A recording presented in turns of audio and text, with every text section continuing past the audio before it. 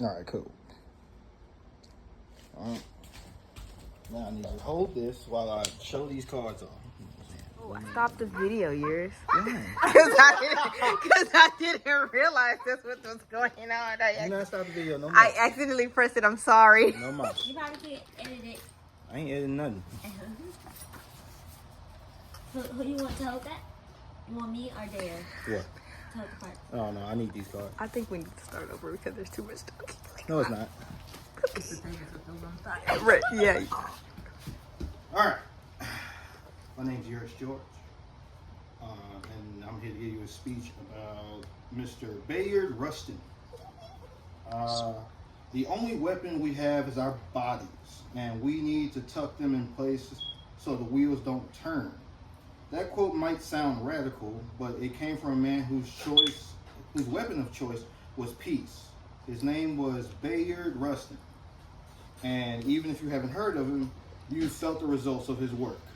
Today, I want to share with you a story of one of the most important and often overlooked figures of the civil rights movement. A man who didn't come from fame or headlines, but without him, history worldwide would look very different. Understanding Bayard matters because his life teaches us something powerful. That real change is often made by people who don't seek attention. From organizing the March on Washington to mentoring Martin Luther King, Rustin's influence is felt in nearly every corner of the civil rights movement and beyond. And to be honest, I admire people like Rustin. People who don't care about being the face of a movement as long as the movement moves.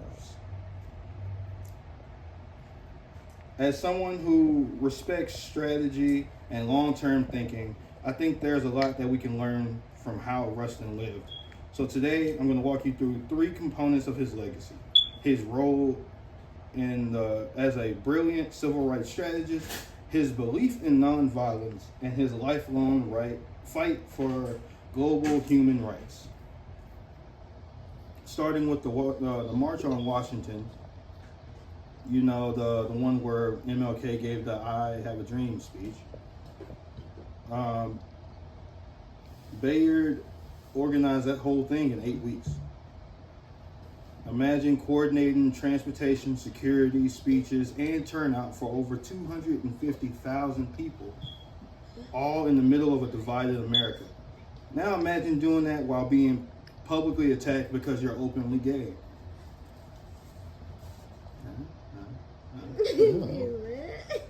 But he didn't let that stop him. He believed in that mission. The fight for civil rights was bigger than his personal comfort or reputation. He had every reason to step back, but instead he stepped up and quietly holding the entire organization together. That's leadership. Quiet, strong, and strategic.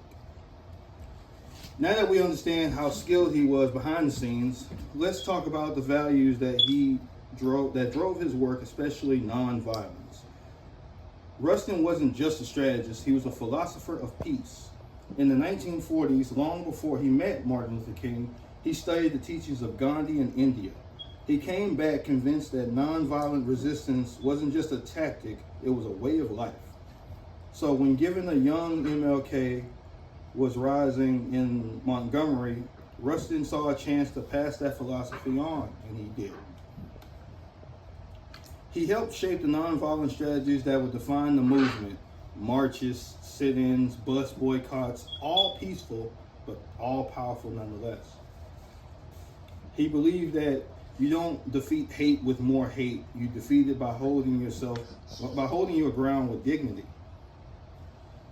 Thanks to Rustin, the civil rights movement wasn't just about civil rights. It was about how we fight for justice. But his mission didn't end with race or even with America. Rustin believed in freedom.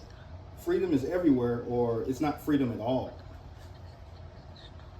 In his later years, Bayard became an outspoken advocate for labor rights, believing that the working class deserved fair wages and union protections, LGBTQ plus rights, Long before pride was even a movement, Rustin was living his truth and fighting for others. And global justice. He spoke out against apartheid in South Africa and pushed for nuclear disarmament and world peace. He didn't limit himself to one identity or one issue. He saw it as connected, all of it. As he put it, if we desire a society of peace, then we cannot achieve such a society through violence. If we desire a society without discrimination, then we cannot discriminate against anyone in the process of building that society. In conclusion, Bayard Rustin was the brains behind some of the most powerful civil rights efforts of our time. He believed deeply in nonviolence and helped shape the peaceful tactics that we still see today. And he committed his life to universal human rights regardless of race, gender, sexuality, and nationality. Here's what I hope that you take from this. Rustin wasn't a household name. He didn't get the microphone much, but his fingerprints are all over history, and maybe it's the kind of leadership that we need more of today. Not louder voices, but bigger hearts. Bigger hearts.